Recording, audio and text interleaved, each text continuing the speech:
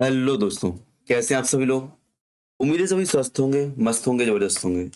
तो आज से आपके लिए एमपी असिस्टेंट प्रोफेसर में यूनिट 2 के लिए क्लास शुरू होने वाली है, जहाँ पर हम लोग मध्य प्रदेश का भूगोल पढ़ते हैं, एमपी ज्योग्राफी पढ़ते हैं। यहाँ पे याद रखना, यहाँ पे 2-3 टॉपिक आपके ऐसे हैं, अगर आपने 2-3 टॉपिक कर लिए ना, तो वहाँ से मोस्टली आपका सारा कनेक्ट होता है, ठीक है ना? यदि आपने जैसे फिजिकल डिवीजन फर्स्ट चैप्टर का फिजिकल डिवीजन, अगर आपने फर्स्ट चैप्टर अच्छे से कर लिया ना, तो आपकी नदियाँ कवर हो जाएँगी, फसल कवर हो जाएँगी, मिट्टियाँ कवर हो जाएँगी, खनिज कवर हो जाएँगे, मतलब बहुत सारी चीज़ें आपकी कवर हो जाएँगी। तो याद रखना, आज की क्लास आपके लिए मोस्ट इम्पोर्टेंट क्लास मानूँगा मैं, क्योंकि यहाँ से बहुत सारी चीज़ कवर हो जाएँगी। और सेकंड लास्ट जो मैंने कल एमपी हिस्ट्री खत्म किया है, एमपी हिस्ट्री खत्म किया है, वहाँ पे मैंने ध्यान नहीं दिया। लास्ट क्लास मुझे लगा मैंने पूरी रिकॉर्ड की है, क्योंकि मैंने पूरी रिकॉर्ड की थी, बट वो बीच में बंद हो चुकी थी। तो उसका अब मान लो आधा पार्ट बचा हुआ है, लगभग 15 से 20 मिनट का, वो मैं आपको एक आध दिन बीच में रिकॉर्ड करके दे दूँगा, ठीक है ना? वो मैं आपको एक आध दिन बीच में रिकॉर्ड करके दे दूँगा। आज से आपका पार्ट सुन लेना, पेपर फर्स्ट का सेकंड यूनिट शुरू होने वाला है, ठीक है ना? जिसमें हम लोग एमपी का भौगोलिक विभाजन पढ़ेंगे। हेडिंग डालेंगे एमपी का भौगोलिक विभाजन। एक नई कॉपी बनाएँगे, नए नोट्स बनाएँगे, लगभग 45 से 40 पेज आपके लिए चाहिए नोट्स के लिए, है ना? आपको पहले तो अब यहाँ पे एमपी का मैप बनाना चाहिए, कि आपको एमपी का मैप बनाना चाहिए। अभी आपको एमपी के ज़िले याद नहीं करना है, एमपी के ज़िले आपको कहाँ मिलेगा बेटा? एमपी के ज़िले आपको पॉलिटी के वजह से, वो प्रशासनिक सीमा है। क्या है वो आपकी? वो प्रशासनिक सीमाएँ होती हैं, वो आपके पॉलिटी में आती है। देखो मैं इतने प्यार से मैप बना रहा हूँ, तभी मेरा गलत हो गया, नहीं तो मैं सीधा मैप बनाता हूँ, जल्दी बन जाता, देखना है? इतने प्यार से बनाया, गलत हो गया। अब सीधा बनाऊँ मैं? सीधा बहुत कुछ काम का आता है मैप, आ गया देखो। जल्दी के काम शैतान के भले होते हैं, जल्दी के काम समझदारी के होते हैं, कि जल्दी में अच्छा थोड़ा बहुत काम हो जाता है। बात करते हैं भौगोलिक विभाजन की या भौतिक विभाजन की, किसकी बेटा? भौतिक विभाजन की। जो भौतिक विभाजन किया जाता है बेटा, किस आधार पे किया जाता है? आपके चट्टानों के आधार पर, आपकी सीमाएँ जो बनाई जाती है, प्राकृतिक सीमाओं के आधार पर डिवाइड किया जाता है। क्या? प्राकृतिक सीमाओं के हिसाब से डिवाइड किया जाता है। जैसे आपका शरीर होता है, ठीक है ना? आपका शरीर होता है, आप बोलते हो ऊपर का भाग है, नीचे का भाग है, मध्य का भाग है। क्यों? क्योंकि भौगोलिक अवस्थाएँ अलग-अलग हैं। यहाँ की आपकी आँख, कान, नाक, मुँह, यहाँ पे आपके पैर हैं, यहाँ पे आपके पेट है आपका, यहाँ पे हाथ है आपका, बराबर ना? अग्रभाग, पश्च भाग। ऐसे ही जो आपका भौतिक विभाजन किया जाता है बेटा, वो प्राकृतिक सीमाओं के आधार पर, प्राकृतिक विशेषताओं के आधार पर किया जाता है। जैसे पर्वत, पठार, मैदान, मृदा, जलवायु इत्यादि, इत्यादि। जैसे बात करूँ, यदि आप इतने से सुनते आ रहे हो मालवा क्षेत्र, तो भौतिक विभाजन में इस क्षेत्र को मालवा के रूप में जानते हैं। सुनते चलना अभी, आप डायग्राम भी बनाओगे। ये आपका जो होता है मध्य भारत का क्षेत्र होता है बेटा, ये वाला जो क्षेत्र आपका होता है, ये वाला एरिया आपका मध्य भारत का होता है। किसका?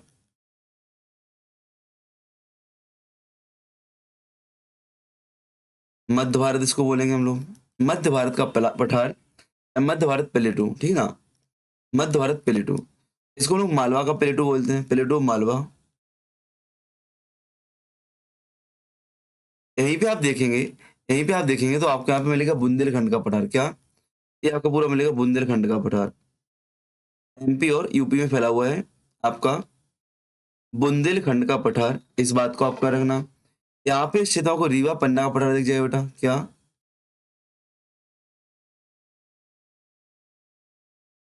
रीवा पन्ना का पठार मिल जाएगा। यहीं पे आप जाओगे तो आपको बघेलखंड का पठार, बघेलखंड का पठार मिल जाएगा। यहाँ पे आप आओगे तो आपको नर्मदा घाटी, क्या? ये आपको दक्षिण में नर्मदा घाटी मिलेगी, जिसको नर्मदा वैली बोलते हैं। और साउथ में आओगे आपको तो पूरा जो खाली क्षेत्र बचा हुआ है आपकी सतपुड़ा मैकाल पर्वत श्रेणी के नाम से जानी जाती है। क्या? सतपुड़ा मैकाल पर्वत श्रेणी के नाम से जानी जाती है। इस बात को आपको याद रखना है। बात करूं, यहाँ पे आप देख सकते हो एमपी को कितने भौगोलिक भागों में बांट रहे हैं हम लोग। एमपी को मोस्टली हम लोग 7 आपको यहाँ पे दिख रहे होंगे। क्या? 7 आपको दिख रहे होंगे, नंबर 1, 2, 3, 4, 5, 6, 7। एमपी को 7 भौगोलिक भागों में बांटते हैं। क्या? एमपी को 7 भौगोलिक भागों में बांटते हैं। इस बात को आपको याद रखना है, ठीक है ना? जैसे मैं बोलूँ, ऐसे आपको नॉर्मली एमपी को पहले 3 भागों में बाँटते हैं, फिर उसके अंदर अलग भागों में, फिर टोटल 9। ऐसे आपको देखो, जब बात करूँ मध्य प्रदेश के भौतिक विभाजन की, मध्य प्रदेश के भौतिक विभाजन की, तो पहले मध्य उच्च भूमि, मध्य उच्च प्रदेश, आयरलैंड, ठीक ना, सतपुड़ा मैकाल श्रेणी वो साउथ में दिखी थी, और पूर्वी बघेलखंड का पठार, पूर्वी पठार आपका बघेलखंड का पठार। वैसे तो हम 3 भागों में बाँटते हैं, बट जो मध्य उच्च प्रदेश है इसको हम कितने, इसको हम लोग 5 पार्ट्स में डिवाइड करते हैं। तो टोटल आपके 5 प्लस 2 कितने 7 हो जाते हैं। कौन-कौन सा? मध्य भारत का पठार, क्या? मध्य भारत का पठार, बुंदेलखंड प्लेटू, बुंदेलखंड प्लेटू, आपका मालवा प्लेटू, साथ में आपका रीवा पन्ना, रीवा पन्ना प्लेटू, आपकी नर्मदा वैली, नर्मदा वैली। अब देखो 1, 2, 3, 4, 5, 6, 7। अब आपसे फिर से पूछो मध्य प्रदेश को कितने भौतिक भागों में बाँटते हैं? तो कितने 7 भागों में बाँटते हैं, इस बात को आपको याद रखना, 7 भागों में बाँटते हैं। अगर मैं दतिया को सॉरी अगर मैं आपके लिए जो आपका छत्तीसगढ़ था, अगर मैं साथ में आपको छत्तीसगढ़ को मिला दूँगा, तो आपके टोटल कितने हो जाएँगे? अगर मैंने एमपी प्लस छत्तीसगढ़ कर दिया, तो एमपी में टोटल कितने बेटा? 7 हैं, छत्तीसगढ़ में 2, टोटल आपके 9 हो जाएँगे, क्योंकि पहले छत्तीसगढ़ ही तो एमपी का पार्ट था। छत्तीसगढ़ तो एमपी का पार्ट था। छत्तीसगढ़ में कौन-कौन से भौगोलिक क्षेत्र मिले आपको? दंडकारण्य मिलेगा, दंडकारण्य मिलेगा, साथ ही साथ आपको बस्तर मिलेगा, बस्तर मिलेगा, ठीक है ना? इस प्रकार आपके 9 क्षेत्र आपके हो जाते हैं। बात करूँ मैं मध्य भारत के पठार की, बात करूँ मैं मध्य भारत के पठार की, तो मध्य भारत का पठार लगभग पूरे एमपी का कितने बेटा? 10% भाग है। कितना? एमपी का 10% भाग है। इस बात को आपको रखना है। अरे बात करूँ यहाँ पे सबसे ऊँची चोटी कौन-सी मिलती है आपको? सबसे ऊँची पर्वत चोटी कौन-सी मिलती है? याद रखना, इसको 10.68 कर लो। सबसे ऊँची पर्वत चोटी जो आपको मिलेगी, टोंगरा चोटी मिलेगी। क्या? टोंगरा चोटी आपको मिलेगी। मतलब टोंगरा हिल्स आपको मिलेगी, जो यहाँ का सबसे ऊँचा भाग होगा, हाईएस्ट भाग होगा। हाईएस्ट पीक ऑफ द मध्य भारत प्लेटू क्या है आपकी? टोंगरा पीक है, जो कि कहाँ पे आपकी? श्योपुर में अवस्थित है। कहाँ बेटा? श्योपुर में अवस्थित है। 430 मीटर की आपकी ऊँचाई है इसकी। कितनी है? 430 मीटर की ऊँचाई है। वही बात करूँ मैं बुंदेलखंड की, बात करूँ बेटा मैं बुंदेलखंड की, कि बुंदेलखंड में सबसे हाईएस्ट पीक कौन-सी है? सबसे बुंदेलखंड का पहले पार्ट कितना है? तो बुंदेलखंड का जो पार्ट है आपका टोटल ऑफ एमपी का 7.7%, कभी-कभी आपको 7.6% भी मिल जाएगा। साथ ही साथ हाईएस्ट पीक की बात करूँ तो हाईएस्ट पीक आपको दतिया में मिलती है। सिद्ध बाबा की चोटी क्या मिलती है? सिद्ध बाबा पीक, सिद्ध बाबा पीक आपको मिलेगी। कितनी? 1172, 1172 मीटर ऊँची आपको मिलेगी। कहाँ पे बेटा? दतिया मिलेगी। वही बात करूँ मैं रीवा पन्ना की, तो रीवा पन्ना कितने परसेंट भाग है? तो 10.36% है। इससे आपका मध्य भारत से छोटा है, ठीक है ना? इतना परसेंट आपका एमपी का टोटल एरिया घेरता है। बात करूँ इसके रीवा पन्ना की सबसे ऊँची चोटी, तो यहाँ पे आपको मिलेगी दमोह में। क्या? दमोह में आपको गुडविल मिलेगी। क्या मिलेगी? गुडविल पीक कहाँ मिलेगी बेटा आपको? दमोह में मिलेगी। अगर इसकी ऊँचाई की बात करूँ, तो आप इसकी ऊँचाई 752 मीटर, कितनी बेटा? 752 मीटर आपको मिलेगी। फिर बात करते हैं बघेलखंड की, तो बघेलखंड का जो एरिया है आपका बेटा, बघेलखंड का जो एरिया है लगभग 7% एमपी का घेरे हुए। कितना बेटा? लगभग 7% आपका एमपी का लेके रखा है इन लोगों ने, बघेल हो भाई ना, ठीक है ना? ऊँची चोटी की बात करूँ तो अमरकंटक मिलेगी आपको, अमरकंटक पीक मिलेगी आपको। किस जिले में बेटा? अनूपपुर जिले में। बात करता हूँ इसकी हाईएस्ट ऊंचाई कितनी है? 1067, 1067 मीटर आपको मिलेगी। 1067 मीटर आपको पीक मिलेगी इसकी, इस बात को आपको याद रखना है। वही बात करते हैं सतपुड़ा मैकल पीक की, सतपुड़ा मैकल पर्वत श्रेणी की बात करते हैं, माउंटेन रेंज की बात करते हैं। तो बात करें कितने परसेंट है एमपी का, तो लगभग एमपी का 11% भाग इसके पास आता है। कितना?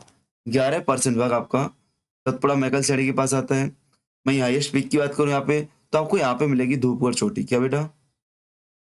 धूपगढ़ हिल्स आपको मिलेंगे, धूपगढ़ पीक आपको मिलेगी, ठीक है ना, जो कि आपकी 1350 मीटर ऊंची है। एमपी की सबसे हाईएस्ट पीक मानी जाती है, एमपी की आपकी सबसे हाईएस्ट पीक मानी जाती है। बात करो बेटा नर्मदा सोन घाटी की, तो लगभग नर्मदा सोन घाटी में आपको कितना 26%, कितना 26% भाग आपका एमपी का नर्मदा सोन घाटी में आपको दिखेगा, या नर्मदा सोन घाटी में आपको दिखेगा, नर्मदा सोन वैली में। अच्छा, नर्मदा सोन वैली के हाईएस्ट पीक, तो हाईएस्ट पीक नहीं, यहाँ पे सबसे निचला भाग आपका यही है, एमपी का सबसे गहरा भाग, डीपेस्ट भाग आपका नर्मदा वैली मानी जाती है। बात करते हैं मालवा पीक की, मालवा की, तो आपको पता है मालवा प्लेटू लगभग 28.6% मालवा प्लेटू का अधीन आता है। और इसको एमपी का सबसे बड़ा भौगोलिक क्षेत्र, क्या एमपी का, मध्य प्रदेश का सबसे बड़ा जियोग्राफिकल एरिया आपका है, ठीक है ना, भौगोलिक क्षेत्र है आपका मालवा प्लेटू। इस बात को आपको याद रखना है। यदि बात करूं इसकी सबसे ऊंची चोटी, तो आपकी इसकी सबसे ऊंची चोटी इंदौर में सिगार चोटी। क्या है आपकी? सिगार चोटी। कितनी ऊंचाई इसकी? 881 मीटर आपकी ऊंचाई है। कहाँ पे बेटा? डिस्ट्रिक्ट इंदौर में। कहाँ पे? इंदौर जिले में आपकी अवस्थित है।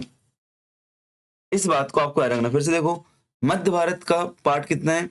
10%, बुंदेलखंड 7.60, रीवा पन्ना 10.36, सतपुड़ा मैकल 11%, नर्मदा 26%, मालवा आपका 28%, ठीक है ना। यदि आप क्रम लगाना चाहो तो देखो, मालवा आपको सबसे अधिक मिलेगा, मालवा आपको सबसे अधिक मिलेगा। फिर आपको क्या मिल जाएगा? नर्मदा सोन घाटी मिल जाएगी आपको, नर्मदा सोन घाटी मिल जाएगी। फिर थर्ड नंबर पे आपको क्या मिल जाएगा बेटा? थर्ड नंबर पे आपको कौन सा है आपका? सतपुड़ा मैकल श्रेणी मिल जाएगी, सतपुड़ा मैकल श्रेणी मिल जाएगी। फोर्थ नंबर पे आप आओ तो आपको यहाँ मिल जाएगा मध्य भारत का पठार। एक क्रम आपसे पूछा जाता है। अच्छा, आपको क्वेश्चन नहीं होता, क्वेश्चन कैसे पूछे जाते हैं? क्वेश्चन आपसे क्रम पूछी जाती है, किस क्षेत्र की कौन सी पीक हाईएस्ट है, उसकी ऊंचाई क्या है, ये सारी चीजें आपसे पूछी जाती हैं, ये सारी चीजें आपसे पूछी जाती हैं। मध्य भारत के बाद मैं बात करूं तो आपको क्या? रीवा पन्ना मिल जाएगा बेटा। क्या मिल जाएगा? रीवा पन्ना मिल जाएगा। और रीवा पन्ना के बाद में बात करूं आपसे, रीवा पन्ना के बाद में बात करूं आपसे, तो आपको बघेल बुंदेलखंड मिल जाएगा।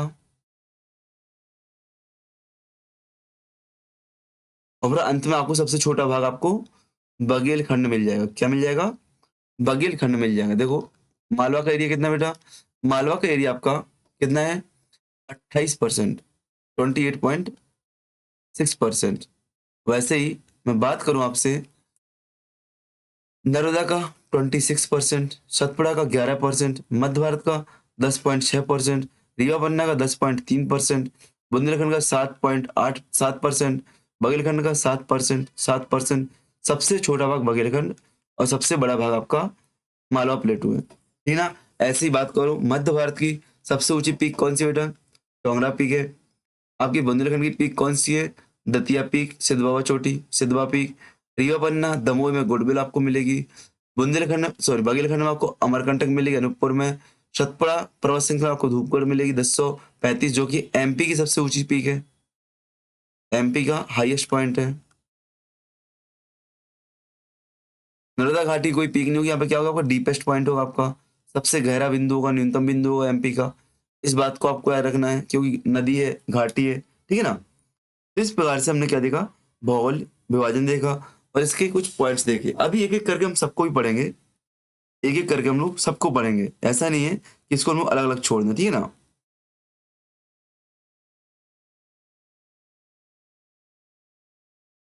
अगर आपसे कोई पूछे एमपी की भौगोलिक सीमा है, एमपी की भौगोलिक सीमाएं या एमपी की प्राकृतिक सीमाएं कहाँ से कैसे बनती है, देखो आप लोग।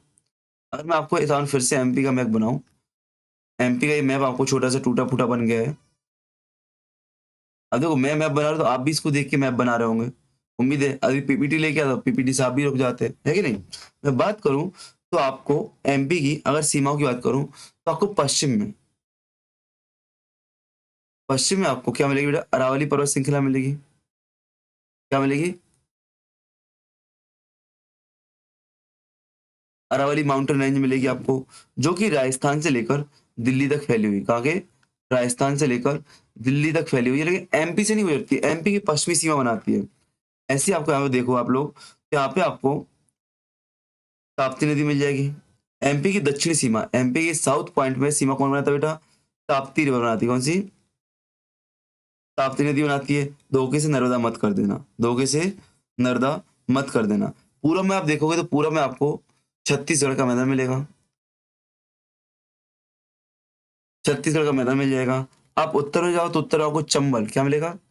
चंबल का बीहड़ मिलेगा, चंबल का बीहड़ मिलेगा, बीहड़, बीहड़ ऑफ द चंबल मिलेगा आपको। ठीक है ना? इस बात को आपको याद रखना है। याद रखना, गंगा की एकमात्र सहायक नदी जो प्रायद्वीपीय क्षेत्र से निकलती है तो सोन नदी मानी जाती है, और एमपी से निकलती है, कहाँ जाके मिलती है? गंगा में जाके मिलती है। कौन सी बेटा?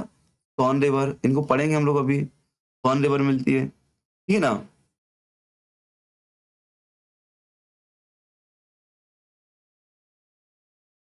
ठीक है, बात समझ में आई? इस प्रकार से आपको एमपी की सीमाएं मिलेंगी, एमपी की सीमाएं मिलेंगी। जल्दी से आप इस मैप को बना लो पहले, आप इस मैप को बनाओ जल्दी से एक बार। बन गया हो तो हम आगे बढ़े।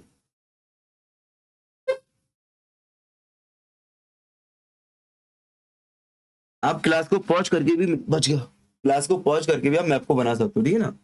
चलो आगे बढ़े हम लोग। एक मिनट, रिकॉर्डिंग हो रही कि नहीं हो रही है कल जैसे? हाँ हो रही है। कल हिस्ट्री का हुआ कि अच्छा खासा सेशन रिकॉर्ड कर दिया और पूरा गायब हो गया। मैंने आपको पहले ही बोल दिया कि एमपी की क्लास आपको थोड़ी बड़ी मिलेगी, ध्यान रखना, थोड़ी इसकी भूगोल की क्लास बड़ी मिलेगी, ठीक है ना?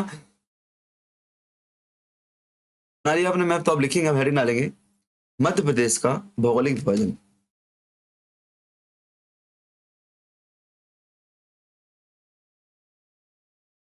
मध्य प्रदेश का भौगोलिक विभाजन किन किन पार्ट्स में होता है बेटा? नंबर एक, मध्य उच्च प्रदेश।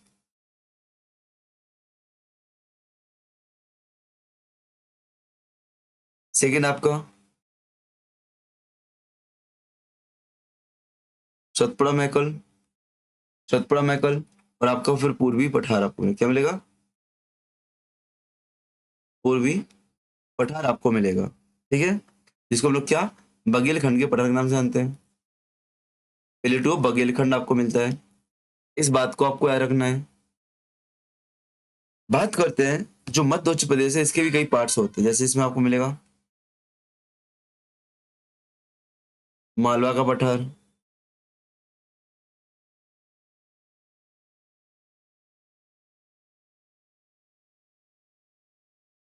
मध्य भारत का पठार, बुंदेलखंड का बकार पठार, रीवा पन्ना का पठार,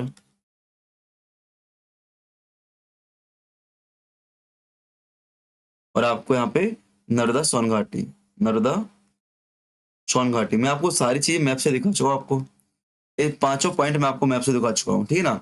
ऐसी बात करें सतपुड़ा मैकल श्रेणी की, तो इसको भी हम लोग पश्चिम से लेकर पूरब तक तीन बार में बांटते हैं, तीन बार तक बांटते हैं। पश्चिम में आपको मिलेगा बेटा राजपीपला हिल्स। जैसे आप, जैसे एमपी का मैप बना हुआ है यहाँ पे, तो यहाँ पे आपको राजपीपला हिल्स मिल जाएगा। यहाँ पे आपको महादेव श्रेणियां मिल जाएंगी, मैकल आपको मिल जाएगा, ठीक है ना? पूरी भाग में आपको महादेव मैकल मिल जाएगा, पूरी भाग में महादेव हिल्स मिल जाएंगी। और फिर आपको थर्ड में मैकल हिल्स मिल जाएंगी। क्या? मैकल श्रेणी आपको मिल जाएगी, और हाँ मैकल रेंज आपको मिलेगी, ठीक है ना? मैंने बोला अगर आपको छत्तीसगढ़ के भी देख लो तो दो जोड़ देना, कौन से? दंडकारन और आपके बस्तर, दंडकारन और बस्तर, ठीक है ना? चलो, इस बात को आपको रखना है। शुरुआत करेंगे हम लोग मध्य उच्च प्रदेश से बेटा। इससे शुरुआत करेंगे हम लोग मध्य उच्च प्रदेश से।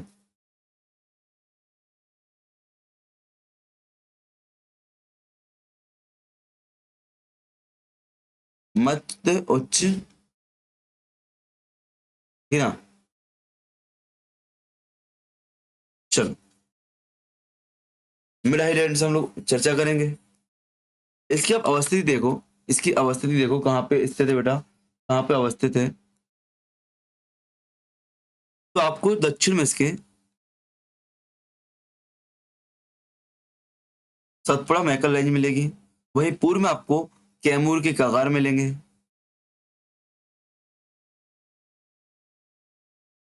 ठीक है, मतलब किनारे मिलेंगे। पश्चिम में आपको अरावली सड़ी मिल जाएगी।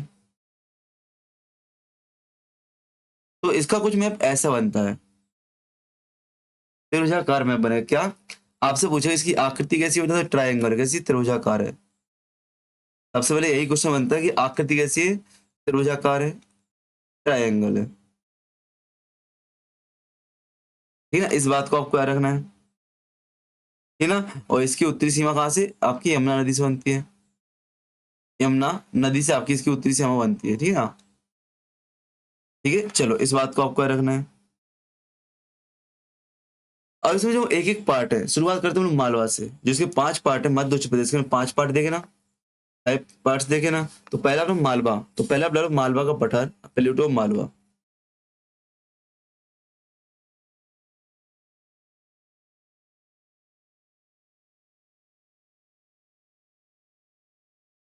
मालवा का पठार सबसे पहले देखेंगे। अगर आपको मैप पे देखना तो मैप पे देखो, ऐसा देख लो, छोटा सा मैप बना दे रहा हूँ मैं।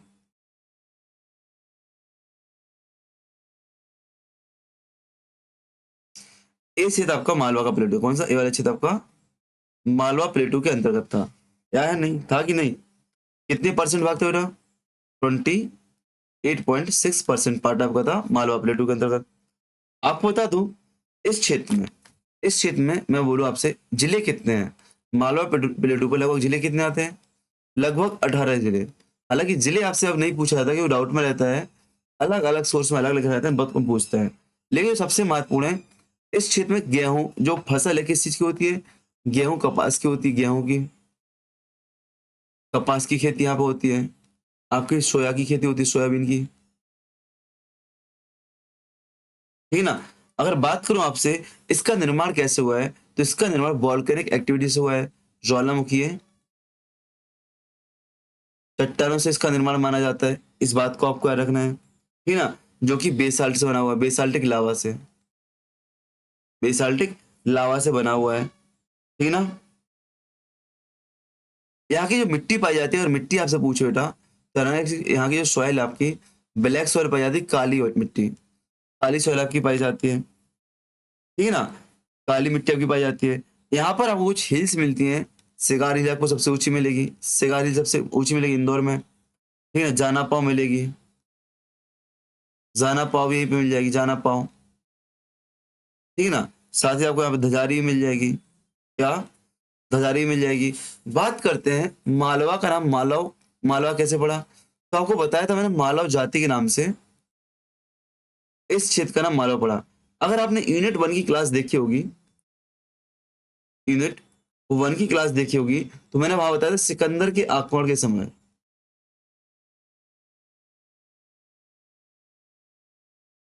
पंजाब क्षेत्र से, पंजाब के उत्तर पश्चिम से, यहाँ से पाकिस्तान के पंजाब प्रांत से आपके मालवा जाति आकर मालवा क्षेत्र में निवास करने लगी थी। याद है कि नहीं याद है, पढ़ाया था कि नहीं पढ़ाया था बताओ।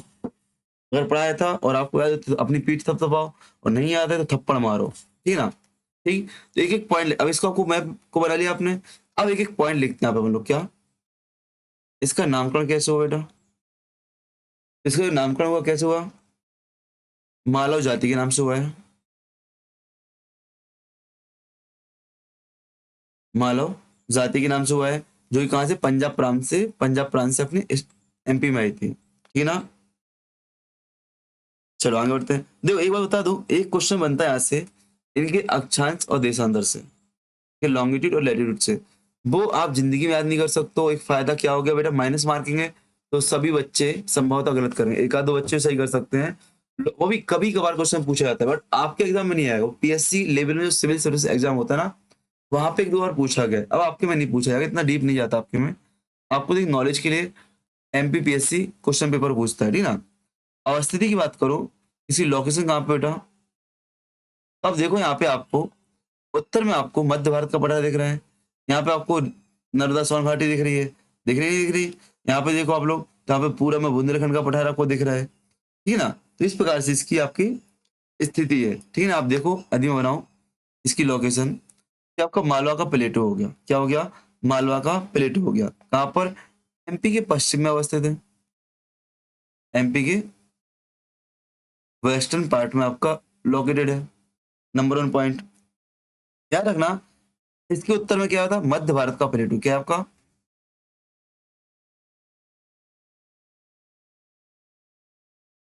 मध्य भारत प्लेटो है,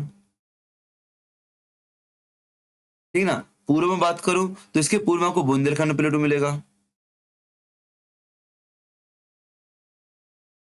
बुंदेलखंड प्लेटो आपको मिल जाएगा। बात करूं सदर्न पार्ट की, तो सदर्न में आपको नर्मदा स्वान वैली मिल जाएगी,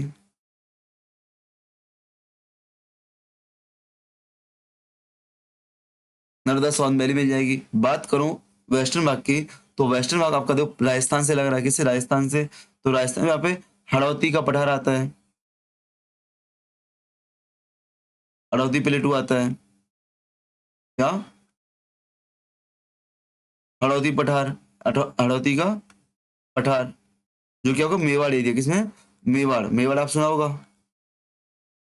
कल की हिस्ट्री क्लास ली थी, कोई हिस्ट्री वाला बच्चा बैठा है करंट अफेयर्स की, आपको पता है हम लोगों ने अभी डेली, डेली मतलब समय समय पर इवनिंग में 10 बजे टाइम पास करने के लिए एक इतिहास विषय की करंट अफेयर्स की क्लास शुरू की है, जिसमें इतिहास के करंट अफेयर डिस्कस किए जाएंगे, ठीक है ना। चलो आगे बढ़ते हैं।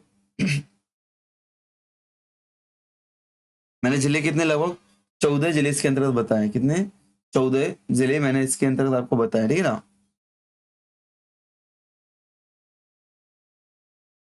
ठीक है ना। यदि आपको लिखना है तो प्रशासनिक प्रमुख जिले लिख लो, प्रमुख डिस्ट्रिक्ट, प्रमुख जिले कौन कौन से आपको मिलेंगे यहाँ पे, भोपाल, धार, रतलाम, भोपाल, धार, रतलाम, मंदसौर, देवास, इंदौर, सीहोर, शाहजहाँपुर, शाहजहाँपुर, आगर मालवा, आगर मालवा जैसे आपको प्रमुख जिले मिलेंगे, इस बात को आपको याद रखना है। बात करूं क्षेत्रफल की, तो एरिया में आपको लिखवाई दिया, क्षेत्रफल कितना बेटा, 23.6%। एमपी का सबसे बड़ा भौगोलिक क्षेत्र है, एमपी का सबसे बड़ा भौगोलिक क्षेत्र है।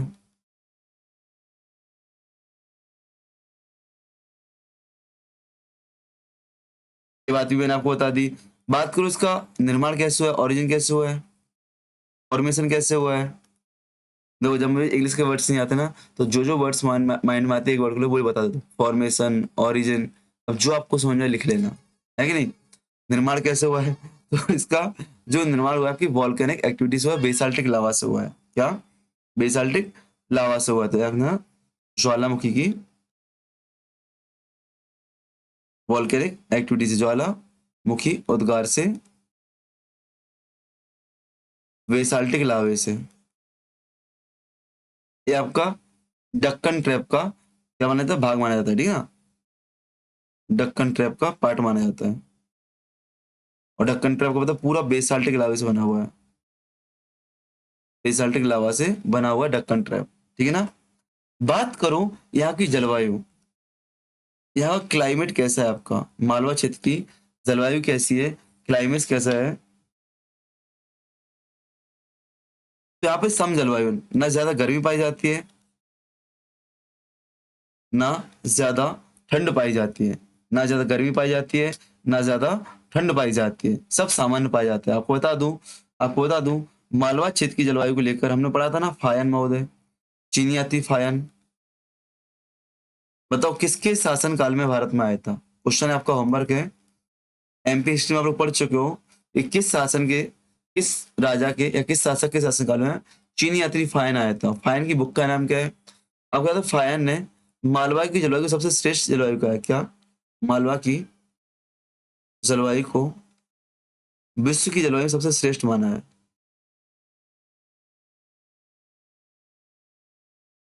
सबसे श्रेष्ठ जलवायु माना है, इस बात को आपको रखना। मतलब यहाँ पे क्या, ठंडी गर्मी वर्षा सब सामान होती है, ठीक ना। ठंडी गर्मी वर्षा सब आपकी सामान होती है। अभी बात करो रिवर की, में कौन कौन सी नदियां पाई जाती है बेटा? रिवर की बात करूं तो यहाँ पे आपको चंबल, क्षिप्रा, काली सिंध, पार्वती, माही, खान, ठीक है ना, इत्यादि इत्यादि आपको रिवर मिल जाएंगी। कौन कौन सी? चंबल,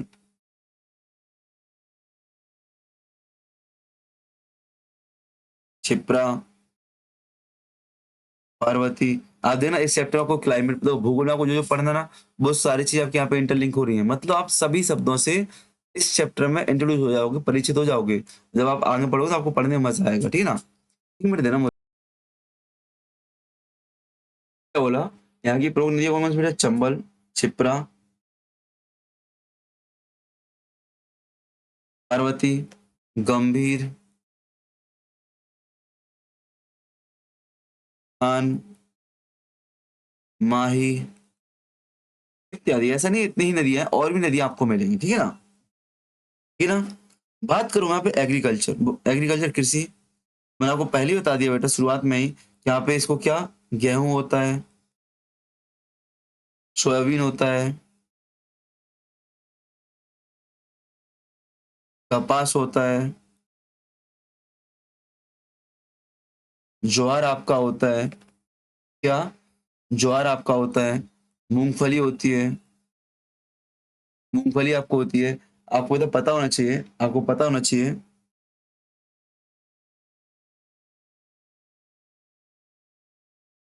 आपको पता होना चाहिए कि मालवा के प्लेटू को हम लोग क्या, किस नाम से, गेहूं की डलिया कहते हैं, ठीक है ना। बास्केट ऑफ द व्हीट, गेहूं की डलिया के नाम से जानते हैं। गेहूं की डलिया बास्केट ऑफ द व्हीट नाम से हम लोग जानते हैं, गेहूं की डलिया के नाम से जानते हैं। इस बात को आपको याद रखना है, ठीक है। बास्केट ऑफ द व्हीट कहते हैं। याद रखना, कर्क रेखा मालवा की मध्य से गुजरती है। क्या याद रखना, लिख लिख पॉइंट। जो कर्क रेखा है, tropic of cancer, tropic of cancer, कर्क रेखा मालवा के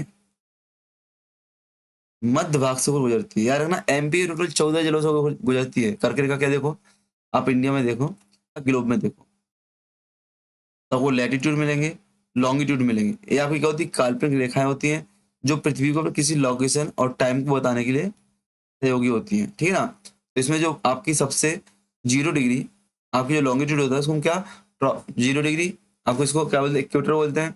नॉर्थ में जाओ तो आपको ट्रॉपिक ऑफ कैंसर मिलेगा 23.5 डिग्री पर। साउथ में जाओ तो 23.5 कैंसर, ट्रॉपिक ऑफ कैप्रिकॉर्न मिलेगा आपको। जो ट्रॉपिक ऑफ कैंसर है आपकी बेटा, ट्रॉपिक ऑफ कैंसर है आपकी, वो इंडिया से गुजरती है। और इंडिया में एमपी से, एमपी के कितने, 14 जिलों से, जिसमें आपका मध्य भारत के, जो आपका सॉरी मालवा का प्लेटू है, यहाँ से गुजरती है। क्या, मालवा के प्लेटू से गुजरती है, ठीक है ना। आपसे पूछा जाए कि मालवा के पठार का ढाल किस साइड है, ढाल आपका उत्तर की दिशा में है। क्या, ढाल आपका उत्तर की दिशा में है। ऐसी इसलिए आप देखो यहाँ पे जो नदियां निकलती हैं, उत्तर की तरफ प्रवाहित होती हैं, उत्तर की तरफ प्रवाहित होती है, ठीक है ना। अगर बात करूँ प्रमुख हिल्स कौन सी है आपकी, प्रमुख पर्वत कौन कौन से हैं, प्रमुख चोटियां कौन कौन सी है, तो देखो आपको यहाँ पे सिगार चोटी मिलेगी। कौन सी बेटा?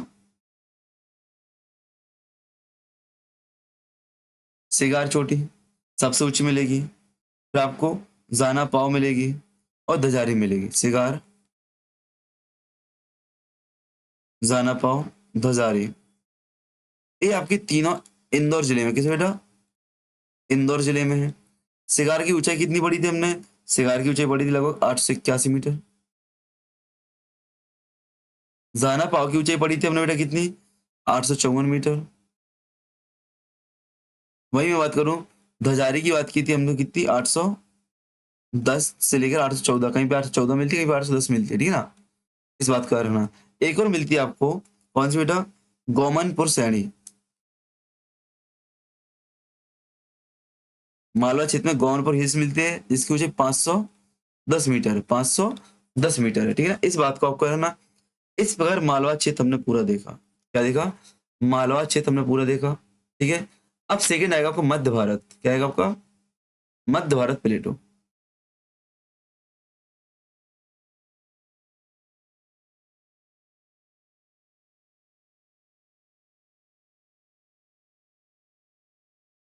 मध्य भारत का पठार यहाँ पे देखो, ये एमपी का मैप बनाओ।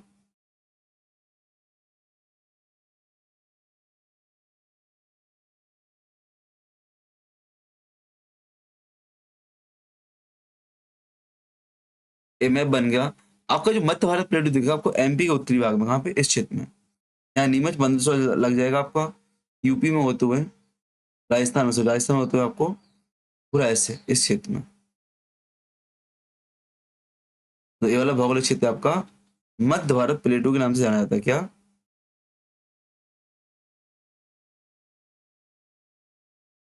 मध्य भारत प्लेटो के नाम से जाना जाता है। ठीक है ना? इस बात को आपको याद रखना है। अगर आप देखो यहाँ पर, तो इसके पश्चिम में क्या है बेटा? बुंदेलखंड का। क्या है आपका? बुंदेलखंड का पठार है। यहाँ पे क्या है? मालो का पठार है। और यहाँ पे आपका इस साइड में राजस्थान में खींचवारा का। क्या? खींचीवारा का पठार। खींचवारा, खींचीवारा।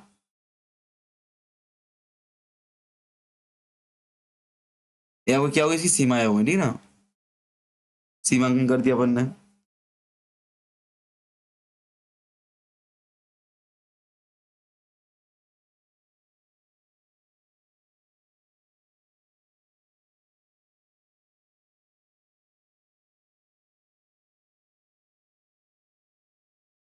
यहाँ पता है आपको चंबल नदी, यहाँ पे आपको चंबल के भीड़ मिलते हैं। भीड़ क्या होते हैं?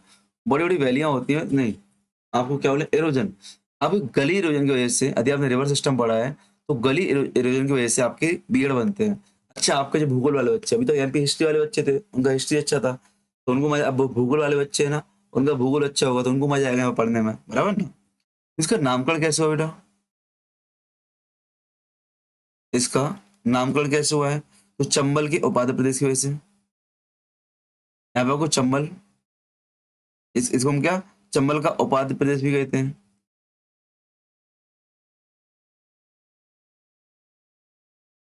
चंबल का उपाध्य प्रदेश भी कहते हैं। अवस्थिति की बात करूं, लोकेशन की बात करूं, तो कहाँ पे बेटा?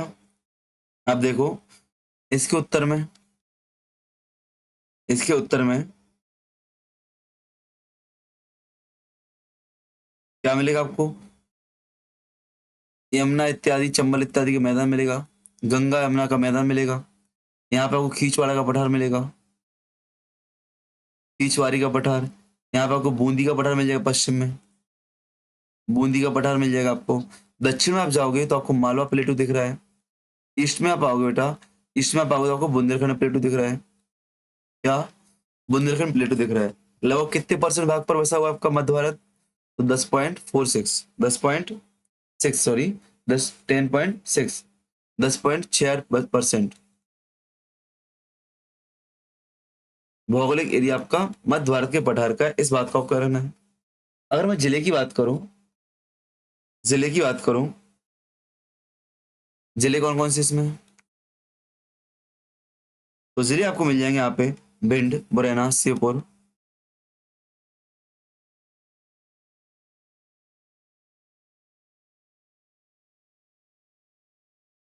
भिंड, मुरैना, श्योपुर, ग्वालियर, शिवपुरी, नीमच।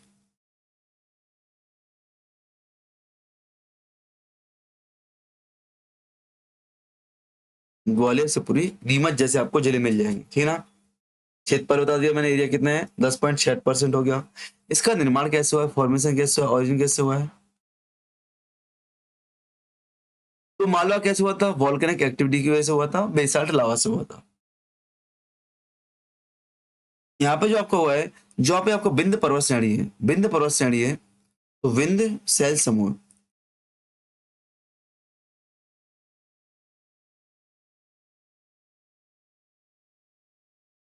विंध्य शैल समूह के अपरदन से आपका इसका निर्माण हुआ है। ठीक है ना? चंबल और उसकी सहायक नदियों के निक्षेपों के द्वारा, चंबल व उसकी सहायक नदियों के निक्षेपों से, ठीक है ना। यहाँ पे मिट्टी कौन सी पाई जाती है बेटा, मिट्टी की बात करूं मैं, मृदा। यहाँ पर मिट्टी पाई जाती है, जलोढ़, एलुवियल सॉइल। जलोढ़ कछारी में जा पाई जाती है, जलोढ़ सारी मिट्टी, एलुवियल सॉइल पाई जाती है, ठीक है ना। ठीक है, बात करूं यहाँ की क्लाइमेट कैसा है, जलवायु कैसा है। जलवायु आपका क्या मिलेगी, विषम जलवायु मिलेगी।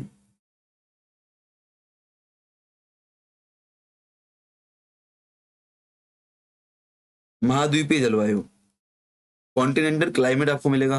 कॉन्टिनेंटल क्लाइमेट क्या होता है बेटा, क्या होता है भाई, समुद्र से दूर होते हैं कॉन्टिनेंट, बड़े बड़े होते हैं।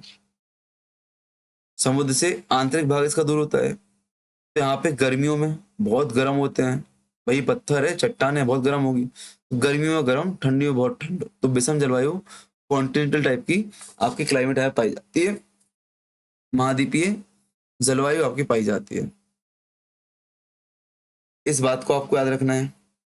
यहाँ पर एमपी की सबसे न्यूनतम वर्षा होती है, लगभग कितने परसेंट,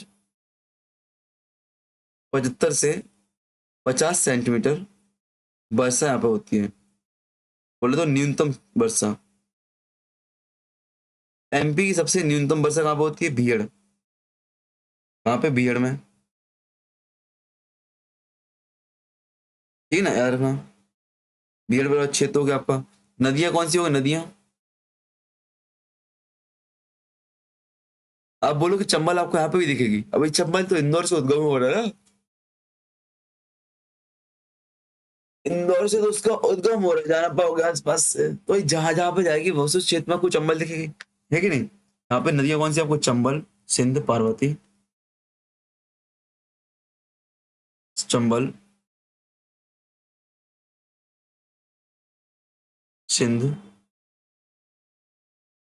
पार्वती, कूनो, कूनो, कुमारी, सीफ, सांक,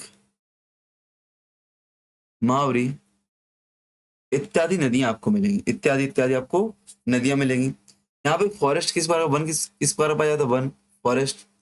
यहाँ पे जो वन पाया जाता है आपका, शुष्क पर्णपाती वन, जो गर्मियों में अपने पत्ते गिरा देते हैं। क्यों गिराते, पानी की कमी की वजह से, ठीक है ना, जैसे कि बबूल,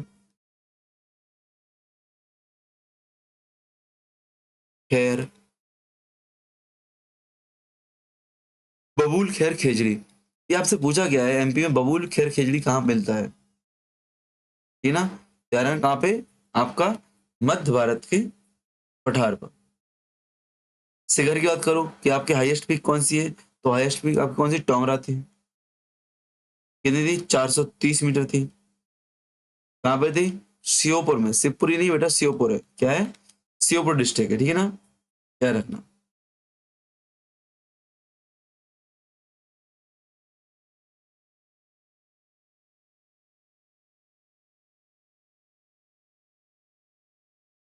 यहाँ की प्रमुख फसलें, मैंने क्या बताई, प्रमुख फसलें देख लो। प्रमुख फसलें एग्रीकल्चर में, फसल, प्रोडक्शन, क्या क्या है बेटा, ज्वार, ज्वार, बाजरा, गेहूं। ज्वार, बाजरा, गेहूं आपको यहाँ पे प्रमुख फसल मिलेगी। आपको पता है यहाँ पे सरसों, सरसों सर्वाधिक होता है, इसलिए इसको अपन क्या, सरसों की हांडी के नाम से जानते हैं। किस नाम से, सरसों की हांडी के नाम से जानते हैं।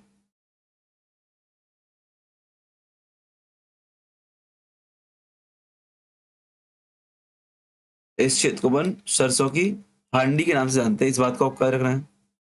ठीक है, चलो आगे बढ़ते हम लोग।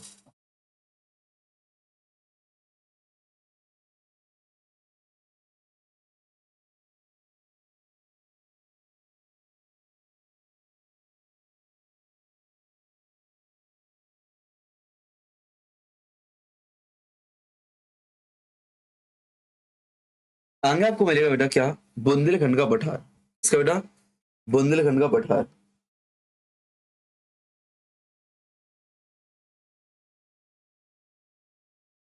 रिलेटिव बुंदेलखंड।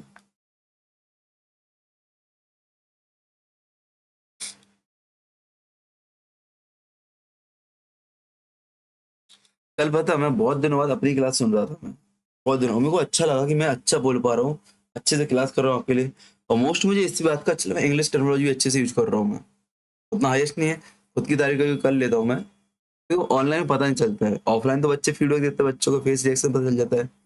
और यहाँ पे तो खुद का भी फेस नहीं दिख रहा है ना, तो क्या मतलब है, लगे हुए हैं। बुंदेलखंड का पठार। एमपी में देखो तो आपको इस क्षेत्र में दिखेगा, कहाँ पे बेटा, यहाँ पे। ये एरिया आपका बुंदेलखंड का, ठीक है ना, जो कि आपका यूपी तक फैला हुआ है, ठीक है ना, यूपी तक फैला हुआ है।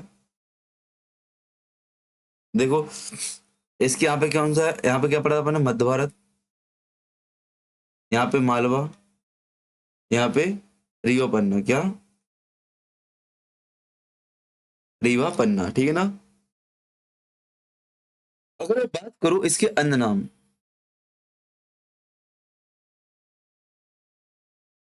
तो आपको पता है प्राचीन नाम क्या था बुंदेलखंड का, जेजाग भुगती, जेजाग भुगती।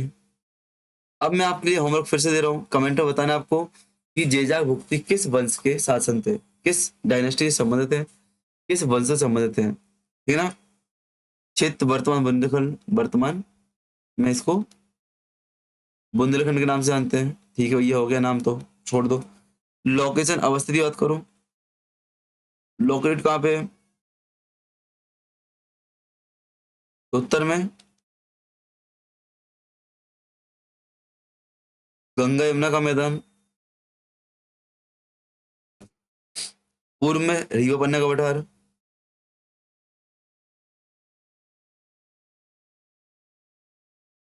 रीवा पन्ना का पठार, दक्षिण में मालवा का पठार,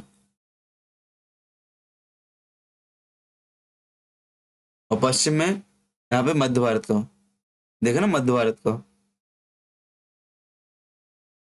मध्य भारत का पठार, ठीक है ना। अगर प्रमुख जिलों की बात करूं, मोस्ट आपके जो प्रमुख जिले हैं कौन कौन से बेटा, प्रमुख जिले तो निवाड़ी, टीकमगढ़, निवाड़ी, टीकमगढ़, छतरपुर, अशोकनगर और भिंड। अशोकनगर और भिंड आपको मिलेगा प्रमुख जिले में, निवाड़ी, टीकमगढ़, छतरपुर, अशोकनगर, भिंड आपको मिल जाएगा, ठीक है ना। चलो एरिया की बात करो, कितना एरिया आपके पास था, अभी और भी दतिया ग्वालियर से पूरी मिलेगा आपको, इसमें क्या, दतिया ग्वालियर शिवपुरी सागर, शिवपुरी सागर भी आपको मिल जाएंगे। अगर बात करूं क्षेत्रफल की, एरिया कितना था बेटा,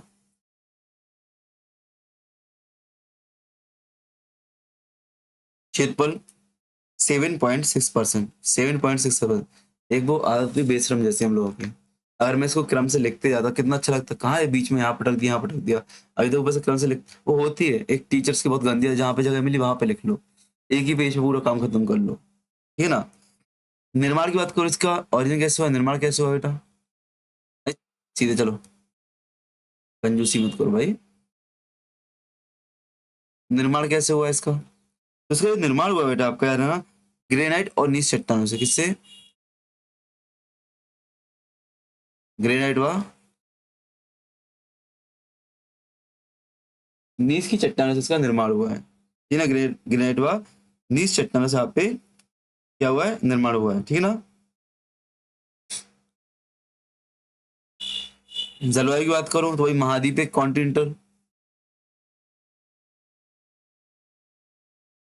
महाद्वीपीय जलवायु पाई जाती है। नदियों की बात करूं तो वेतवा आपको मिलेगी, कैन आपको मिलेगी, दसान आपको मिलेगी, उर्मिल आपको मिलेगी,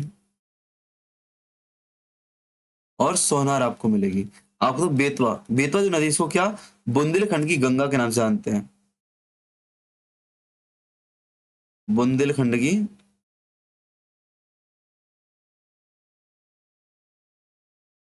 गंगा के नाम से इसको जानते हैं, ठीक ना। ठीक, बुंदेलखंड की गंगा के नाम से इसको जानते हैं। बात करूं यहाँ पे मृदा, सॉइल कैसी मिलती है। जो मृदा आपको मिलती है यहाँ पे कैसी मिलती है आपको, मिश्रित मिलती है, मिक्स्ड सॉइल। लाल व काली आपको मिलेगी, लाल व रेड एंड ब्लैक, ठीक है ना। प्रोडक्शन की बात करो, कृषि की बात करो, तो आपको यहाँ पे गेहूं, ज्वार, दलहन, तिलहन,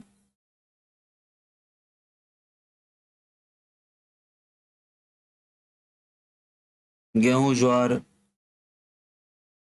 दलहन, तिलहन इत्यादि इत्यादि को प्रोडक्शन मिल जाएगा।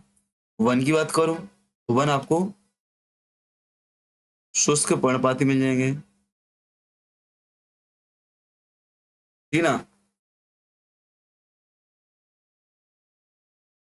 ठीक, सर्वोच्च शिखर की बात करूं, हाईएस्ट पीक की बात करूं, तो पीक कौन सी थी, सिद्ध बाबा थी, सिद्ध बाबा पीक। सिद्ध बाबा पीक कहाँ पे थी आपकी, दमोह डिस्ट्रिक्ट में थी। आज का इसकी ऊंचाई कितनी थी, 1172, 1172 मीटर थी, याद रखना।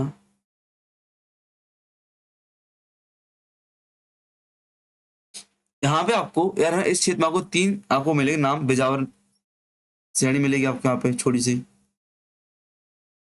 नरहट नाम आपको एक फेमस मिलेगा, एक चंदेरी पाट आपने पढ़ा होगा, चंदेरी पाट आपको मिलेगा। ये तीन आपके नाम है, बस इतना है। आपको छोटे छोटे भौगोलिक क्षेत्र, छोटे छोटे से भौगोलिक क्षेत्र आपके लिए याद रखना, ठीक है ना। औसत वर्षा कितनी होती है, तो 75 से लेकर 100 सेंटीमीटर आपकी औसत वर्षा होती है। वन की बात करो, वन किस प्रकार का है, तो वन तो होता है शुष्क पर्णपाती है, मतलब कि कौन कौन से मिलेंगे आपको यहाँ पे, वन मिलेंगे आपको यहाँ पे क्या बेटा, तेंदुपत्ता,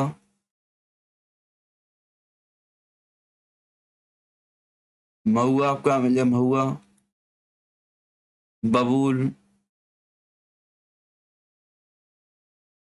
खैर, नीम इत्यादि आपको मिल जाएंगे यहाँ पे, ठीक है ना। अच्छा, प्रमुख खनिज की बात करो, यहाँ पे खनिज कौन सा है प्रमुख इस एरिया में, तो आपको प्रमुख खनिज में क्या मिलेगा, चूना पत्थर और हीरा, क्या, डायमंड एंड चूना पत्थर। यहाँ पे आपको बहुत से सीमेंट उद्योग मिलेंगे, ठीक है ना, याद रखना। देखो सबसे कम वर्षा कहाँ होती है एमपी में, चंबल क्षेत्र में होती है, बट वहां पे चंबल नदी वहां पर क्या करती है, सिंचाई का काम कर लेती है। लेकिन यदि आपसे पूछे एमपी का सबसे सूखा प्रभावित क्षेत्र कौन सा है, एमपी का सबसे सूखा प्रभावित क्षेत्र, मतलब वर्षा नहीं है, पानी नहीं है, तो कौन सा बेटा, कौन सा आपका, बुंदेलखंड है। क्योंकि यहाँ पे आपके चंबल विहर से वर्षा अधिक होती है, लेकिन आगे जो आपका पठार है बुंदेलखंड का, चट्टानी पठार है, पानी जमीन तक नहीं पहुंच पाता, नंबर एक। दूसरा आपका चंबल क्षेत्र में चंबल नदी पानी की पूर्ति कर देती है, तो वहां पे क्या भैया, वहां पे सूखा नहीं पड़ पाता है। बट एमपी का सबसे सूखा प्रभावित क्षेत्र बुंदेलखंड, ठीक है ना। अब हमसे कोई बोले क्यों बेच रहा हूँ, इसलिए बेच रहा हूँ हमको, भाई हम शुरुआत में भयंकर पानी भरे हैं, ठीक है ना। चलो, याद रखना, बुंदेलखंड झांसी सागर क्षेत्र में आपको, आप सागर से आपने मैप बनाया, यहाँ पे कहाँ गया मैप, देख लो यार क्यों बनाओ बार बार। आपने मैप बनाया और मैप में आप कहाँ से, सागर से झांसी जा रहे हो, सागर से झांसी जा रहे हो, तो आपको यहाँ पे पैनी प्लेन, यहाँ पे आपको समतल प्राय मैदान मिलेगा, क्या, पूरा समतल प्राय मैदान मिलेगा, एग्रीकल्चर लैंड, क्या इसको बोलते हैं, पैनी प्लेन बोलते हैं, पैनी प्लेन बोलते हैं। लेकिन इस पे आपको जगह जगह कभी कभी ऐसे देखो, एक मैदान होगा, इस पे आपको छोटी छोटी पहाड़ियां मिल जाएगी कभी कभी ऐसे, इनको टॉर कहते हैं, क्या कहते हैं, टॉर कहते हैं। तो आप लिख लो, लिखो सेंटेंस लिखो, इंदौर से नहीं, सागर से झांसी, सागर से झांसी जाने के लिए, झांसी आने पर क्या पैनी प्लेन मिलता है, एरिया कैसा होता है आपका, पैनी प्लेन होता है।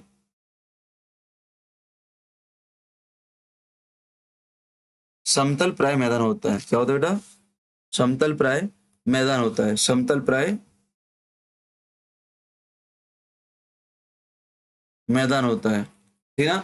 जहां पर जगह जगह पर क्या मिलती, छोटी छोटी पहाड़ियां मिलती हैं, इनको टॉर नाम से, क्या स्थानीय नाम क्या है इनका? टॉर है, टॉर नाम से जानते हैं, ठीक है ना? ये आपका अभी एमपीपीएससी के एग्जाम में आया था, याद रखना।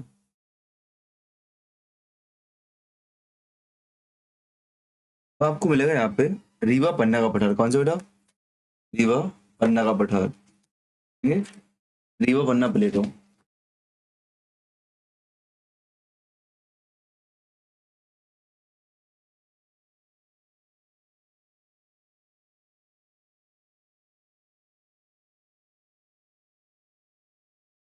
रीवा पन्ना प्लेटो मैप पे आपने देखा था, कहाँ पे था बेटा? हमने मैप बनाया था एक छोटा सा, यहाँ पे देखो, बघेलखंड और बुंदेलखंड के बीच में था। बघेलखंड और बुंदेलखंड के बीच में था आपका रीवा पन्ना का पठार। याद है कि नहीं याद है अभी? ये वाला, ठीक है ना? ठीक। इसकी सबसे ऊंची चोटी कौन सी देखी थी हमने? गुडविल। कौन सी देखी थी? गुडविल देखी थी। कहाँ पे बेटा? दमोह में देखी थी। कहाँ पे? दमोह में, ठीक है ना? इस बात को आपको याद रखना है।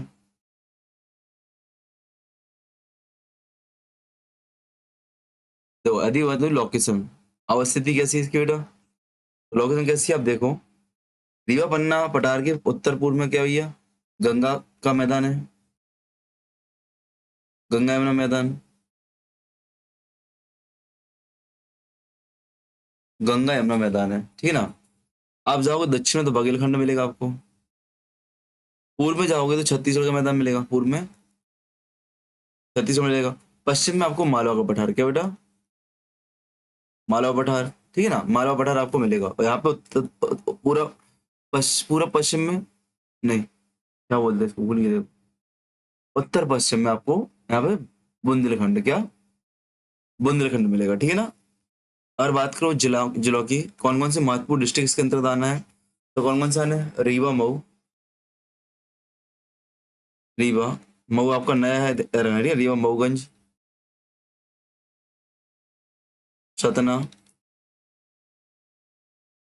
मैयर, सागर, दमोह। सागर का कुछ भाग बुंदेलखंड में भी आता है, ठीक है ना? दमोह, पन्ना, सीधी,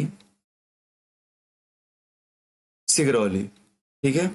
इस बात को आप करें ना। एमपी का कितना एरिया है, क्षेत्रफल कितना बेटा? 10.3%, 10.3% एरिया इसके पास है, ठीक है? किससे बना हुआ? निर्माण किससे हुआ बेटा? इसका फॉर्मेशन किससे हुआ, निर्माण? तो वही विंध्य क्रम की चट्टानों के अपक्षय अपर्दन से। विंध्य क्रम की चट्टानों के अपक्षय अपर्दन के द्वारा इसका निर्माण हुआ है, ठीक है ना? चलो, जलवायु की बात करें तो जलवायु कैसी बेटा इसकी? जलवायु कैसी आपको? महाद्वीपीय प्रकार। कैसे बेटा? महाद्वीपीय प्रकार की जलवायु मिलेगी। नदियों की बात करूं मैं, नदियों में कैन, कैन, टॉन्स, बेलन, बिछिया, बीहड़, ये बीहड़ नदी का नाम है ना, बीहड़ नदी का नाम है यहाँ पे। सेलर, सेलर, याद रखना, ठीक है ना? चलो, यहीं पर आप देखो, रीवा पन्ना के पूर्वी क्षेत्र में आपको क्या बिंद का कगारी हिस्सा मिलेगा, बिंद का कगारी प्रदेश आपको मिलेगा, ठीक है ना? ठीक, यहाँ पे भी मिट्टी क्या पाई जाती है? यहाँ पे भी आपकी मिट्टी मिश्रित मिट्टी पाई जाती है। क्या? मिश्रित मिट्टी पाई जाती है, याद रखना। यहाँ पे जो वन पाए जाते हैं भैया, बबूल, खैर, लिख लो, बबूल, खैर, खेजड़ी, हर्रा, इत्यादि इत्यादि आपके वन पाए जाते हैं। बात करूं तो सर्वोच्च शिखर, सर्वोच्च शिखर गुड़बेल, बता दें यार, गुड़बेल है, याद रखना। आपसे पूछे बिंद का कगारी प्रदेश, ठीक है? इसको स्कारपलैंड भी कहते हैं, स्कारपलैंड। बिंद का, युवा पन्ना पठार को बिंद का कगारी प्रदेश, स्कारपलैंड के नाम से जानते हैं। क्या?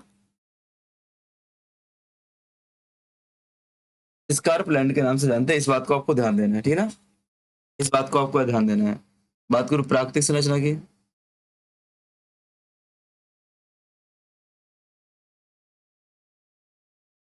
प्राकृतिक संरचना की तो यहाँ पे त्रिकुटा पर्वत मिलेगा आपको, त्रिकुटा पर्वत मिलेगा कहाँ पे, मैयर में। गिद्धराज पर्वत आपको, गिद्धराज पर्वत आपको सतना में, सतना में। यार यहाँ रीवा पन्ना पठार के दक्षिण पश्चिम में आपको कैमूर का गार मिलेगा, ठीक है ना। यार यहाँ पे जो भीड़ नदी है, क्या जो आपका भीड़ नदी है, वहीं पर आपका बहुटी जलप्रपात बनता है, बहुटी जलप्रपात बनता है, जो कि एमपी का सबसे ऊंचा जलप्रपात माना जाता है, एमपी का सबसे ऊंचा माना जाता है, ठीक है ना। ठीक। जो पे कैमूर श्रृंखला है वो आपकी गंगा और सोन नदी, यमुना और सोन नदी के मध्य क्या जल विभाजक के रूप में काम करती है, वाटर डिवाइडर के रूप में काम करती है कैमूर श्रृंखला। इस बात को आपको रखना है, ठीक है ना। आगे आते हम लोग नर्मदा सोन घाटी पर, किसे बेटा, नर्मदा सोन घाटी। डालो नर्मदा सोन घाटी,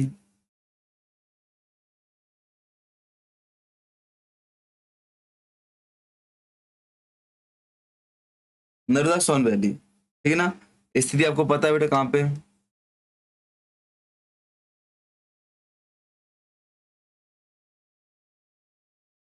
ये आपको यहाँ पे देखेगी नर्मदा सोन वैली, यहाँ पे मालवा, यहाँ पे रीवा पन्ना, बघेलखंड, और यहाँ पे आपका सतपुड़ा, सतपुड़ा, ठीक है ना। इसको घेरे बैठे हुए, ठीक है ना।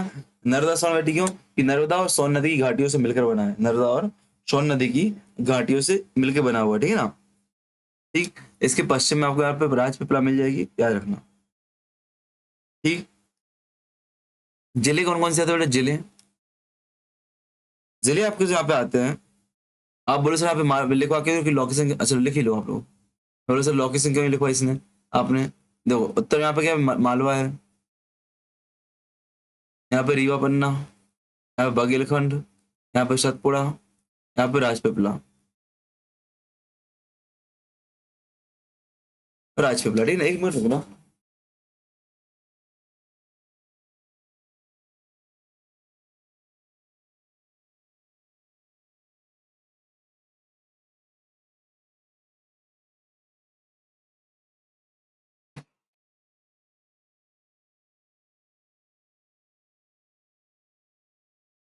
सॉरी।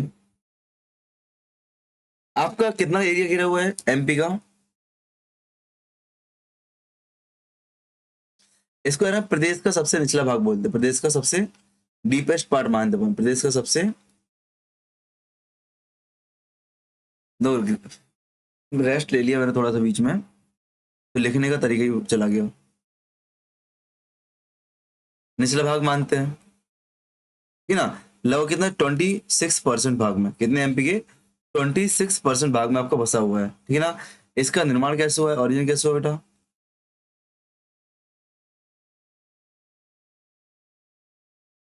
तो इसका विस्तार है याद रखना, नर्मदा पश्चिम में है और पूर्व में आपका सोन है।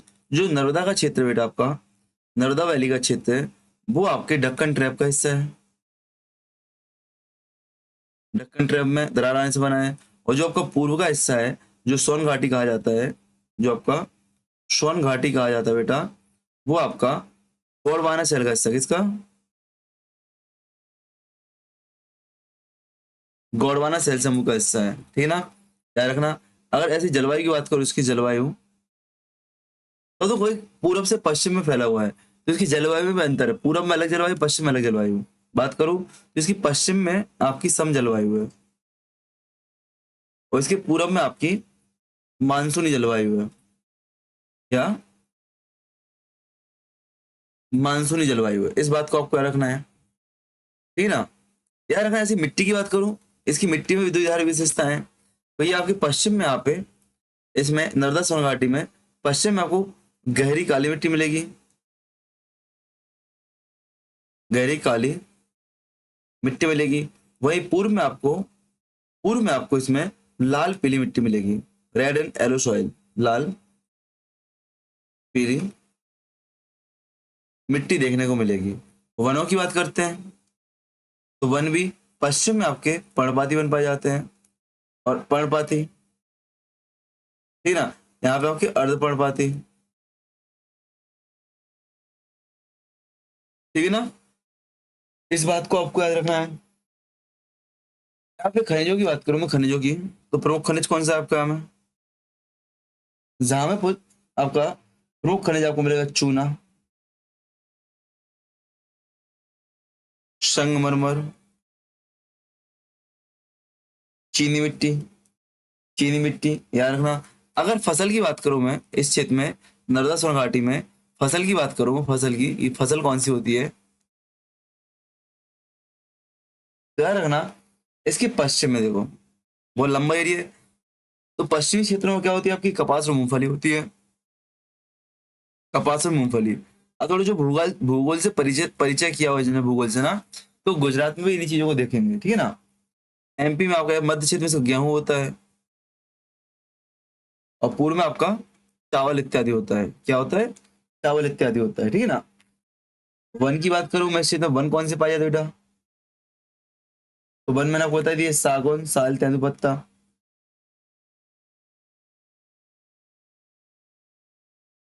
याद रखना, नर्मदा घाटी क्षेत्र को एमपी में किसी अर्थव्यवस्था की रीढ़ कहा जाता है, क्या, कृषि अर्थव्यवस्था की रीढ़ की हड्डी,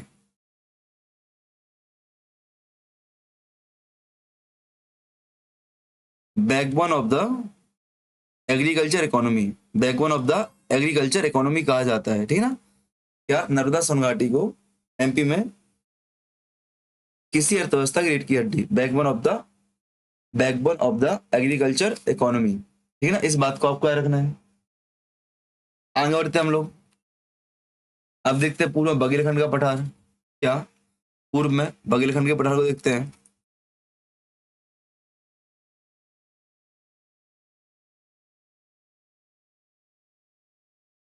पूर्व में बघेलखंड का पठार देखते हैं, तो पता होना चाहिए कहाँ पे बेटा आपका छोटा सबसे छोटा एरिया है, हाँ तो कहाँ पे, यहाँ पे सबसे छोटा एरिया आपका है कि नहीं है। यहाँ पे आपको रीवा पन्ना मिलेगा, यहाँ पे आपको मालवा मिलेगा, यहाँ पे आपको क्या मिलेगा नीचे, नर्मदा सोन घाटी मिलेगी, यहाँ पे आपको सतपुड़ा पर्वत मिलेगा, ठीक है ना। ये आपका इसका इंटरलिंकिंग मिल जाएगा आपको, ठीक है ना, याद रखना। इस बात को याद रखना थी। लोकेशन की बात करूं मैं, तो याद रखना, मध्य प्रदेश के पूर्व में स्थित है, एमपी के ईस्ट में स्थित है, मध्य प्रदेश के पूर्व में स्थित है, ठीक है ना। उत्तर में क्या आपका रीवा पन्ना, रीवा पन्ना प्लेटू था। पूर्व में आपका छत्तीसगढ़ का मैदान है, ठीक है ना। दक्षिण में मैकल श्रेणी है, मैकल पर्वत श्रृंखला है, और पश्चिम में आपका नर्मदा घाटी, क्या बेटा, नर्मदा घाटी, याद रखना। जिलों की बात करूं कि प्रमुख जिले कौन से आते हैं इसमें, तो याद रखना बेटा, आपके शहडोल,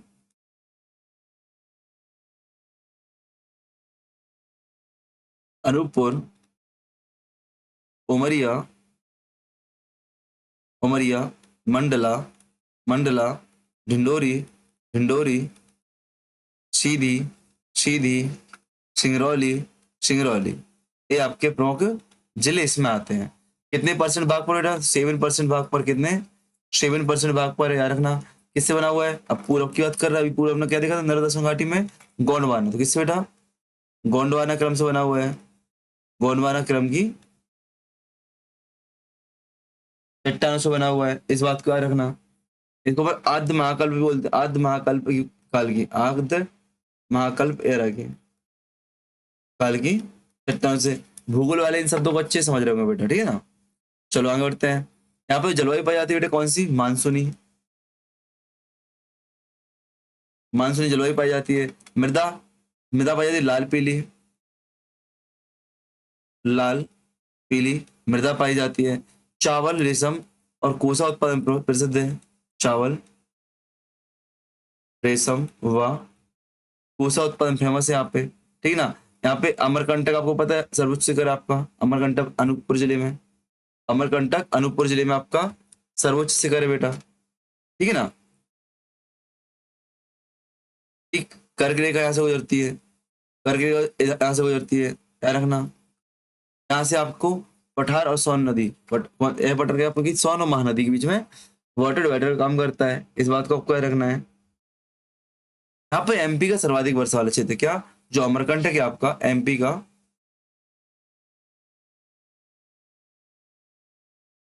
सर्वाधिक वर्षा वाला क्षेत्र है। अमरकंटक क्या आपका एमपी का सर्वाधिक वर्षा वाला क्षेत्र है, ठीक ना। नदियां सोन, जोइला, बनास, गोपद क्या, सोन, जोइला, बनास और गोपद आपकी प्रमुख नदियां हैं, प्रमुख नदियां है आपकी, ठीक है ना।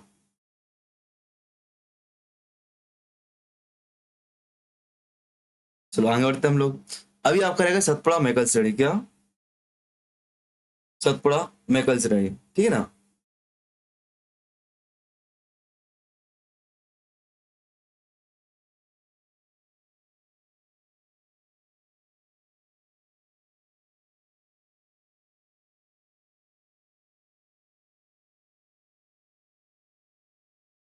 सतपुड़ा मैकल श्रेणी याद रखना। इसी में हम लोग एक टॉपिक को करेंगे, इसी क्लास में आपको एक टॉपिक करेंगे एमपी की पर्वत श्रेणियां। तो देखो जो सतपुड़ा मैकल श्रेणी ना आपकी एमपी की पर्वत श्रेणियों में आता है, इसमें हम उस टॉपिक को भी कवर करेंगे, ठीक है ना।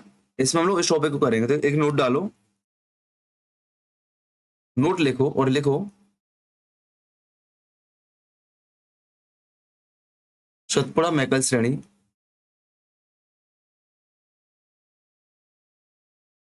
मुख्यतः एमपी के पर्वत का भाग है। तो हम लोग वहीं पढ़ेंगे, हम लोग वहीं पढ़ेंगे। लिख लिया इसको अच्छे से, लिख लिया। चलो आगे बढ़े हम लोग, आगे बढ़े हम लोग। इस क्लास को इतना ही रखे थे, घंटे का हो गया है। नेक्स्ट क्लास में हम लोग एमपी की पर्वत श्रेणियां पढ़ेंगे। क्या क्या पढ़ेंगे नेक्स्ट क्लास में हम लोग एमपी की पर्वत श्रेणियां पढ़ेंगे, जहां पे आपकी विंध्याचल पर्वत श्रृंखला, यहाँ पे क्या हम लोग विंध्याचल पर्वत श्रृंखला, एंड साथ साथ हम लोग सतपुड़ा मैकल,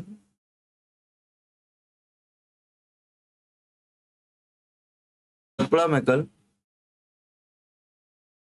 पर्वत श्रृंखला को पढ़ेंगे, ठीक है ना। सतपुड़ा मैकल पर्वत श्रृंखला को पढ़ेंगे, ठीक है ना। इसके अंदर तीन श्रेणियां आती है आपकी, विंध्याचल श्रेणी, विंध्याचल रेंज को पढ़ेंगे, लिखना नहीं है सुन लो। विंध्याचल रेंज पढ़ेंगे, भांडेर रेंज पढ़ेंगे, भांडेर रेंज पढ़ेंगे, और साथ साथ कैमूर रेंज पढ़ेंगे। क्या आपकी कैमूर रेंज पढ़ेंगे इसमें। और इसमें आपके तीन पढ़ेंगे, वही राजपीपला जो लिखवाया था मैंने अभी ऊपर, राजपीपला, महादेव और आपकी मैकल श्रेणी, क्या आपकी मैकल श्रेणी। तीन रेंजों को पढ़ेंगे। यदि आप गौर से देखो तो एमपी के मैप को आपको इस तरीके से दिखेगा। ये अगर मैं आपका एमपी का मैप बना दूं इन शॉर्ट में ऐसे ही कोई डब्बा सा, तो यहाँ पे आपको विंध्याचल पर्वत श्रृंखला मिलेगी और यहाँ पे आपको राज सतपुड़ा पर्वत श्रृंखला मिलेगी, ठीक है ना। तो इन पर्वत श्रृंखला को पढ़ना है हमें, क्या इन पर्वत श्रृंखला को पढ़ना है, ठीक है। तो मिलते हैं नेक्स्ट क्लास में। यार हमें बहुत इंपॉर्टेंट रहेगा, पर्वत श्रृंखला की ऊंचाई पूछता है, कभी क्रम लगाने को पूछ लेता है, कभी उसकी विशेष स्थली पूछ लेता है, ठीक है ना। कभी कोई नदी वहां से निकलती वो पूछ लेता है, याद रखना, ठीक है। तो दोनों को पढ़ेंगे हम लोग, एक ही क्लास में करेंगे। तो इसके बाद जो हमारा टॉपिक रहेगा मध्य प्रदेश की मिट्टियां। क्या टॉपिक रहेगा बेटा, मध्य प्रदेश की मिट्टियां। क्या रहेगा, मध्य प्रदेश की मिट्टियां आपका टॉपिक रहेगा।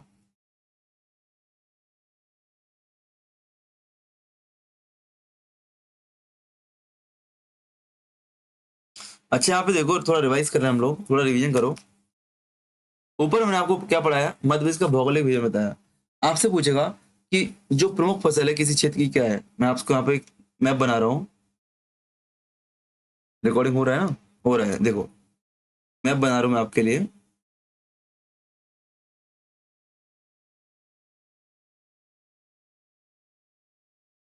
मैप मान लो मैंने बोला बघेलखंड।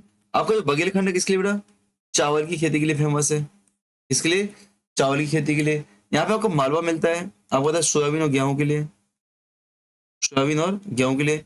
सोयाबीन की डलिया कहा जाता है, बास्केट ऑफ द वीट कहा जाता है, ठीक है ना। मालवा का बटर सोयाबीन व गेहूं के लिए। वही बात करूं मैं आपसे सतपुड़ा रेंज की, तो सतपुड़ा रेंज आपकी मोस्टली मक्का के लिए, किसके लिए, मक्का के लिए फेमस रहेगी।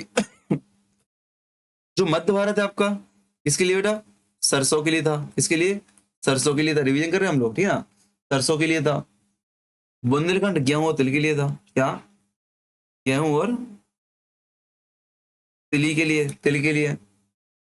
और नर्मदा घाटी आपकी गेहूं गन्ना और दालों के लिए, गेहूं गन्ना और दालों के लिए फेमस है।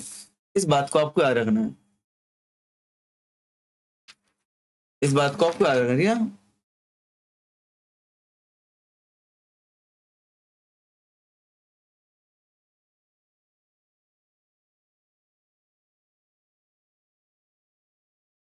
चलो, क्लास को लाइक कमेंट शेयर सब्सक्राइब कर देना।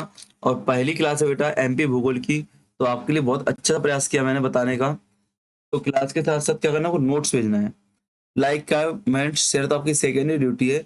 पहली ड्यूटी क्या है बेटा, आपकी क्लास के नोट्स आपको क्लास में भेजना है। कहाँ पर? टेलीग्राम पर। कहाँ पे? टेलीग्राम पर, ठीक ना। चलो।